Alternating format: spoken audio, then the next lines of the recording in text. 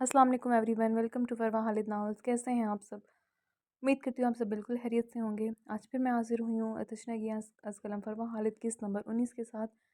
इससे पहले किस्त का आगाज़ किया जाए, जल्दी से जाकर हमारे चैनल को सब्सक्राइब करें, वीडियोस को लाइक करें और बेल आइकन प्रेस करना ना भूलें ताकि आने वाली तमाम वीडियोस की नोटिफिकेशन फौरी तौर पर आपको मिल सके। तो आइए शुरू करते हैं किस्त नंबर 19। मैं हानम बात कर रही हूँ। फ़िरोज़ न्याज़ी ने मुझे ज़बरदस्ती अपने पास कैद करके रखा हुआ है। प्लीज़ मेरी मदद करें। उसे वॉशरूम से निकलते देख हानम एक ही सांस में बोली थी, क्योंकि फ़िरोज़ अब उसके सर पर पहुंचता उसके हाथ से मोबाइल छीन चुका था।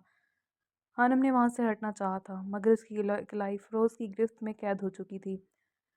जिसे छुड़वाने की कोशिश में वो फ़िरोज़ के हाथ पर अपने नाखून गाड़ चुकी थी, मगर फ़िरोज़ ने उसे फिर भी आज़ादी नहीं किया था। फूफो आप ठीक हैं? फ़िरोज़ को हमेशा उनकी फ़िक्र रहती थी। वो उनकी ज़रा सी तकलीफ़ बर्दाश्त नहीं कर सकता था। जबकि नवेरा तो हानम के फ़िरोज़ के पास होने का सुनकर ही अलग ही सदमे में जा चुकी थी। फ़िरोज़ ने आखिर उसे कैद करके क्यों रखा हुआ था? हानम को कैद करके रखा हुआ है तुमने। मुझे तुमसे ऐसी हरकत की बिल्कुल भी उम्मीद नहीं थी। अभी और इसी वक्त उसे आज़ाद करो, वरना मैं तुमसे कोई बात नहीं करूँगी। न- नवेरा नवेरा बहुत कम गुस्सा करती थी। इस वक्त उसकी तेज़ आवाज़ बता रही थी कि उसे फ़िरोज़ पर किस कदर गुस्सा आया हुआ है, लेकिन फ़िरोज़ चाह कर भी उनमें से किसी की बात नहीं मान सकता था। मैं आपसे बाद में बात करता हूँ। फ़िरोज़ ने नवेरा की बात की मज़ीद कोई भी बात सुने बगैर कॉल काट दी थी। इस वक्त नवेरा को समझाने या कुछ बताने का कोई फ़ायदा नहीं था। तुम्हारे साथ मसला क्या है आखिर? क्या चाहती हो तुम? फ़िरोज़ ने उसे दोनों बाजुओं से थाम कर अपने सामने किया था। इस छटांग भर की लड़की ने उसे तिगनी का नाच नचा कर रख दिया था। वो चाह कर भी उस पर सख्ती नहीं कर पा रहा था, क्योंकि वो जानता था हानम उसकी ज़रा सी भी सख्ती बर्दाश्त नहीं कर पाएगी। लेकिन ये लड़की उसे बार बार मजबूर कर रही थी कि वो उसके सामने अपने असल रूप में आए। अपने चाचू के कत्ल का बदला। हानम ने बिना उसकी गिरफ्त से आज़ादी पाने की कोशिश कर नहायत ही तहम्मुल के साथ उसकी आंखों में आंखें डालते अपना मुतालबा रख दिया था। क्या वाकई ही ऐसा ऐसा ही है? फ़िरोज़ ने उसकी झूठ बोलने पर सर्द निगाहों से उसके चेहरे पर गाड़ी थीं। वो उसे बावर करवाना चाहता था कि शायद वो भूल रही है वो एसपी फ़िरोज़ खान न्याज़ी था, जिसे बेवकूफ़ बनाना इतना आसान नहीं था। जिस इंसान की खातिर अपनी पूरी ज़िंदगी बर्बाद कर रही हो, जानती भी हो वो सबसे बड़ा मुजरिम तुम्हारा है। 10 साल पहले बहुत ही बेदर्दी से उसने तुम्हारे माँ बाप को मौत के घाट उतारा था। तुम्हारे बारे में जानकर मैं काफ़ी हैरान हुआ था कि उसने तुम्हें क्यों अब तक ज़िंदा रखा हुआ है, पर अब समझा वो तुम्हें सिर्फ अपने मतलब के लिए इस्तेमाल करता आया है और वक्त आने पर तुम्हारी जान लेने से भी गुरेज नहीं करेगा। फिर उसने सोच लिया था अब उसे क्या करना है। वो ज़बरदस्ती इस लड़की को अपने साथ नहीं चला सकता था। उसे अब दूसरा रास्ता अपनाना था। जबकि हनम कितने ही लम्बे फटी फटी निगाहों से उसकी जानिब तकी गई थी। नहीं, तुम झूठ बोल रहे हो। मेरे पेरेंट्स की डेथ एक रोड एक्सीडेंट में हुई थी। चाचू ने उन्हें नहीं मारा। हनम ने फ़ौरन उसकी बात को झुठलाया था। अपने पेरेंट्स के जिक्र पर उसकी आंखों से आंसू बह निकले थे। फिरोज़ को इस लम्हे उस लड़की पर तरस आया था। मेरे पास सबूत हैं। फिरोज़ ने मोबाइल में मौजूद तमाम तस्वीरें जो 10 साल पहले अहमद शाह और आमना बेगम के कत्ल के बाद ली गई थीं, वो हानम के सामने कर दी थीं, जिन्हें देखकर साफ ज़ाहिर हो रहा था कि उसके पेरेंट्स को मारने वाला फिर सुल्तान शाह ही है। हानम का चेहरा पूरी तरह से आंसू से भीग गया था। उसकी ज़िंदगी में एक यही इंसान ही तो था जिसका ये भयानक चेहरा देख हानम बिल्कुल टूट गई थी। वो वही नीचे बैठती चली गई थी। मैं कभी भी अपनी पुप्पो को ऐसे इंसान के हवाले नहीं कर सकता जो अपने सगे भाई का कातिल है। वो कुछ भी कर सकता है। तुम बहुत गलत इंसान की खातिर अपने आप को मुश्किल में डाल रही हो। वो शख्स तुम्हारी हमदर्दी के काबिल बिल्कुल भी नहीं है। फिरोज़ वहाँ से जाने लगा था जब हानम ने आगे बढ़कर उसका हाथ थाम लिया था। फिरोज़ उसकी इस हरकत पर झटके से पलटा था। उसे अंदाज़ा नहीं था कि इस लड़की में इतनी जल्दी बदलाव आ जाएगा। I am sorry. भीगती आंखों से उसकी जानिब देखती वो वहाँ से निकल गई थी, जबकि फ़िरोज़ कितने ही लम्हे अपनी जगह से हिल भी नहीं पाया था। उसकी गुदाज हाथ का लमस उसे अभी तक अपने हाथ पर महसूस हो रहा था। इन भीगती दिलफरेब निगाहों का सहर जैसे एक अजीब सा असर छोड़ गया था उस पे। तो तुम चाहती हो मैं तुम्हारे करीब आऊँ? उसके चेहरे पर अपनी तपिश ज़दा सांसें छोड़ता वो मीरब को लम्हे भर के लिए मुंजमद कर गया था। कभी भी नहीं, मर के भी नहीं। मीरब उसके दोनों कंधों पर मजबूती से अपनी हथेलियां जमाकर उसे खुद से दूर करती करते चिल्लाई थी। उसे यूं ज़ियानी अंदाज में चलाता देख ज़राब उसकी दोनों कलाइयां कमर के पीछे मोड़ता, उसकी गर्दन में हथेली जमाता उसे कुछ भी समझने का मौका दिए बगैर उसकी सांसों को अपनी कैद में ले चुका था। मीरा इस सब के लिए कतई तैयार नहीं थी। उसने फटी-फटी आँखों से ज़राब को देखते खुद को इससे आज़ाद करवाना चाहा था। मगर वो जितनी मज़ामत कर रही थी, ज़राब के लम्स की शिद्दत उतनी ही बढ़ती जा रही थी। मीरा तड़प उठी थी। उसकी आँखों से मुसलसल आंसू बह रहे थे। ये शख्स बहुत ज़ालिम था। वो एक बार फिर उसके ज़ुल्म की भेंट चढ़ रही थी।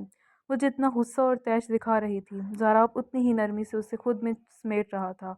उसकी कलाइयाँ आज़ाद करते अपना बाजू नरमी से उसकी कमर में मैल करता, उसकी नरमाहटों को धीरे से छू रहा था। मीरा वापस की गिरफ्त में लरज़ने लगी थी, मगर इस बार कसूरवार भी तो वही थी। ये शख्स उससे दूर रहना चाहता था। कितनी बार उसे अजनबी बनकर वान कर चुका था, मगर वो अजनबी बनकर रहने को भी तो तैयार नहीं थी। आज उसे इस बात की सज़ा मिल रही थी, जिसे बर्दाश्त कर पाना उसकी नाजुक जान के लिए मुश्किल हो रहा था। वो पहले से भी ज़्यादा अज़ियत का शिकार हो चुकी थी। उसने दोनों हथेलियों से ज़राब के कॉलर को दबोचते उसे रहम खाने की फरियाद की थी।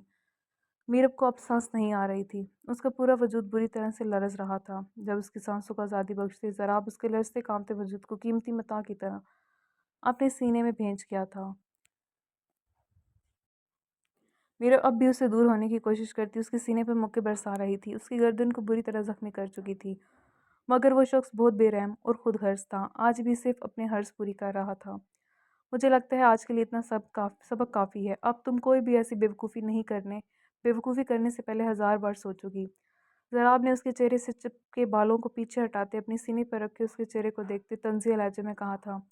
मीरब उसके सीने पर दबाव डालती उसे दूर धकेलती गाड़ी मीरब उसके सीने पर दबाव डालती उसे दूर धकेलती गाड़ी से नीचे उतरती उससे फासले पर हुई थी। उसका पूरा वजूद धीरे धीरे लरज़ रहा था। ज़रा वो पूरी तरह से पुरसुकून हो चुका था। पॉकेट से सिगरेट और लाइटर निकाल कर सुलगाते वो गाड़ी की बोनट के साथ टेक लगाए खड़ा उसे गुस्से से पागल होते देख रहा था। तुम बहुत घटिया इंसान हो। मीरब अपने गाल पर बिखरते आंसुओं को रगड़ते चिल्लाई थी। बहुत अच्छे से जानता हूँ। कुछ ऐसा बता जो मैं अपने बारे में ना जानता हूँ। ज़रा आपका इशारा उसके लाल होंठों की तरफ था। मीरब अंदर तक कांप उठी थी। मैंने तुम्हें कहा था मुझसे मत उलझो, नुकसान उठाओगी। पर तुम्हें तो हर बार मुझसे टकराने का शौक था ना। मेरे दिलो दिमाग में तुम्हारी कोई जगह नहीं है। बहुत बात बता चुका हूँ मैं तुम्हें। हमारे बीच जो कुछ भी हुआ था वो एक सोची समझी प्लानिंग थी।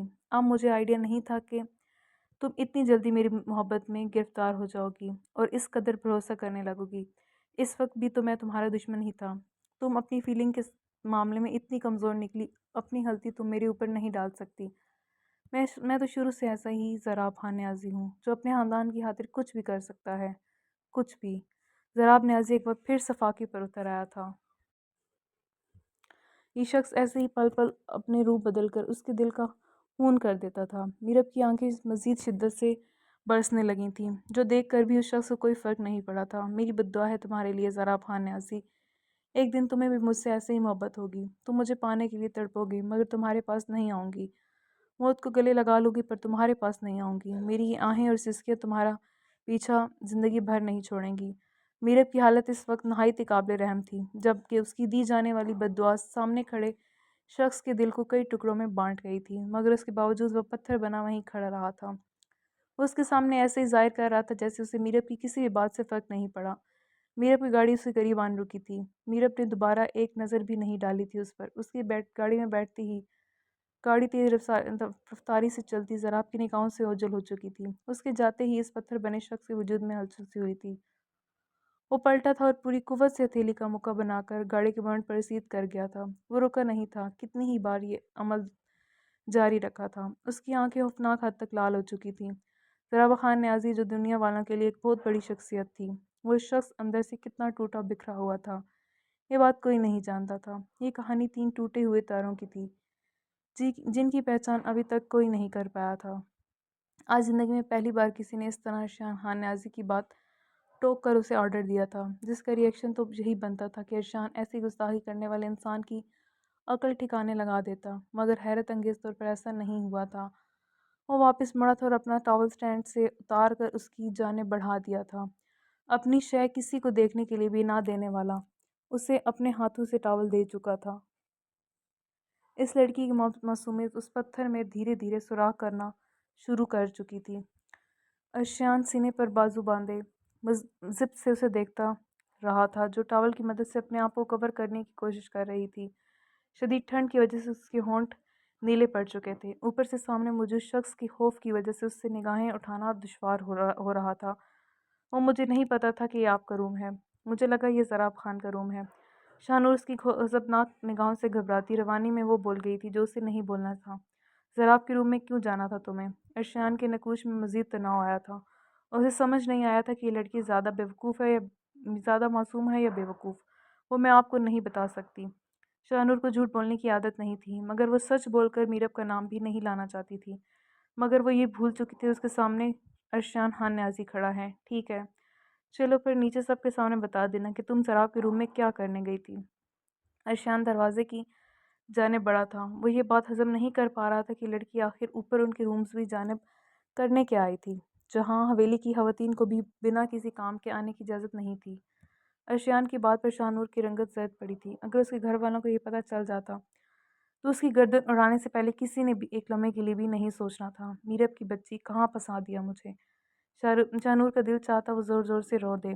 پلیز میری بات سنیں، میں بتاتی ہوں آپ کو۔ شانور تیزی سے واش روم کی دروازے کی جانب بڑھتے ارشیان کو روکنے کے لیے اس کے پیچھے بھاگی تھی، جب گیلے ہونے کی وجہ سے اس کے پیر سلپ ہوئے تھے۔ ایک دلخراش چینخ کے ساتھ وہ زمین بوس ہونے کو تھی، جب ارشیان نے تیزی سے پلٹتے لمحے کے ہزارے حصے میں اس کی کلائی تھامتے اسے اپنی جانب کھینچ لیا تھا۔